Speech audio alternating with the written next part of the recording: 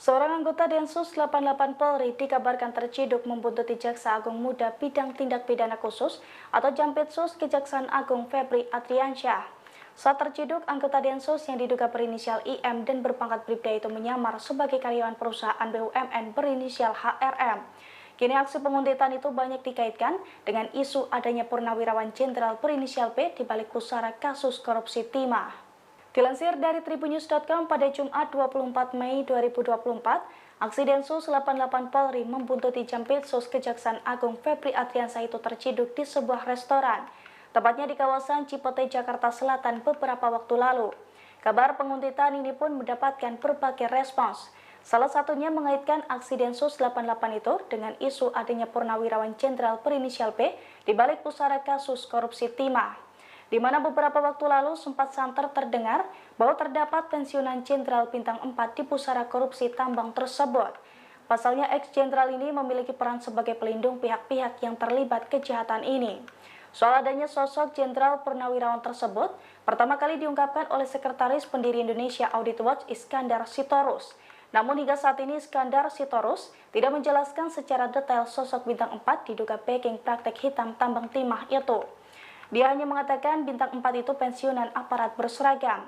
Hingga saat ini Kejaksaan Agung juga masih enggan banyak bersuara soal dugaan anggota Densus 88 yang membuntuti Jampitsus. Assalamualaikum warahmatullahi wabarakatuh. Halo, kami dari kelompok 4. Di sini kami akan memberikan sedikit tanggapan mengenai kasus antara Kejaksaan Agung dengan Detasemen 88. Yaitu sebelum kami memberikan tanggapan, di sini kami akan memberikan sedikit ringkasan mengenai kasus yang terjadi antara Kejaksaan Agung dengan Detasemen 88. Yaitu kasus yang dimulai karena adanya kesalahpahaman antara Kejaksaan Agung dengan Detasemen 88 atau yang kita biasa disebut dengan Densus 88. Nah, pihak dari Kejaksaan Agung merupakan seorang jaksa agung muda tindak pidana khusus atau yang biasa kita sebut dengan Jampitsus, yaitu namanya Bapak Febri Adriansyah. Dan pihak Densus 88-nya sendiri yang tertangkap oleh pihak polisi militer oleh ajudannya Bapak Febri, yaitu Bribda Iqbal Mustafa.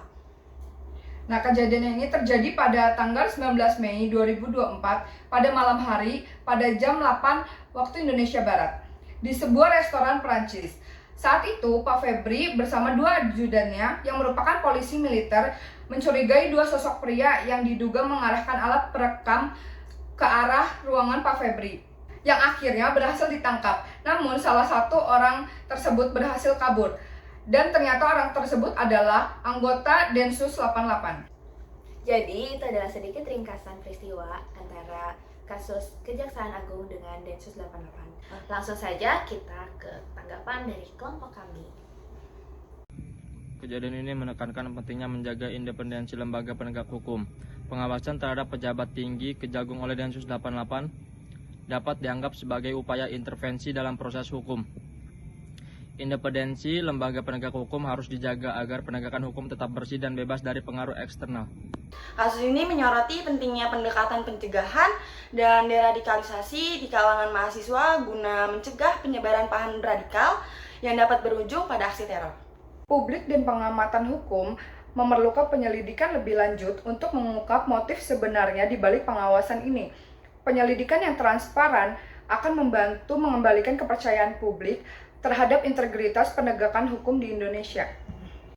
Peristiwa ini menampilkan ketegangan antara institusi penegak hukum di Indonesia dan pentingnya koordinasi serta transparansi untuk menghindari konflik kepentingan dan memastikan integritas proses penegak hukum. Secara keseluruhan, kasus ini menyoroti dan menyimpulkan bahwa adanya kasus hukum di dalam lembaga hukum itu tersendiri, yaitu bagaimana mereka menyikapinya harus dengan independen dan secara interferensi, yaitu juga dengan cara yang transparansi agar tidak adanya kesalahpahaman antara dua belah pihak, yaitu pihak sipil maupun pihak berwajib.